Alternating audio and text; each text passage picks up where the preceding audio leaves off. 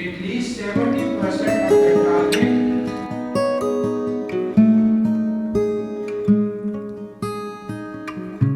گزشتہ ایک سال کی کیپیسٹی بلڈنگ ٹریننگز کے دوران ہم نے مختلف قسم کے مراحل سے گزرے، جس کے اندر ہمیں مختلف قسم کی پروگرامیٹک ریلیٹڈ ٹریننگز دی گئی۔ ہم نے ہوپ کے ساتھ ڈسکس کیا کہ ہمیں فردر اس میں ایک پروفیشنل ٹریننگ پرووائڈ کی جائے، جس کے نتیجے میں آج یہ ٹریننگ کا انعقاد کیا گیا۔ یہ بہت ایک نیڈ بیسڈ ٹریننگ تھی، تو اس ٹریننگ کو جو ہم نے اٹینڈ کیا تو ایک تو ہماری ریکوائرمنٹ بھی تھی اور ہمیں اس سے بہت فائدہ ہوا ہے۔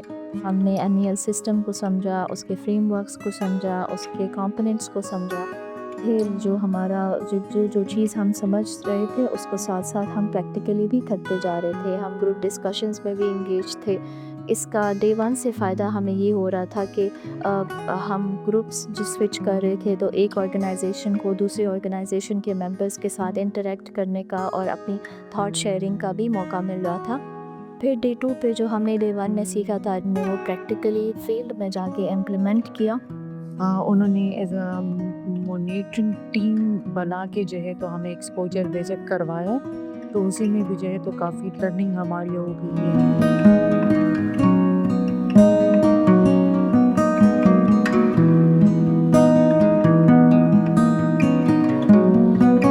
ہم نے یہ سیکھا تھا کہ ہم نے کیسے ایک انڈیکیٹر کو کنورٹ کرنا ہے مانیٹرنگ ایکٹیویٹی میں، تو وہ ہم نے نہ صرف ادھر لرن کیا بلکہ ہم نے پریکٹیکلی جا کے فیلڈ میں اس کو امپلیمنٹ بھی کیا۔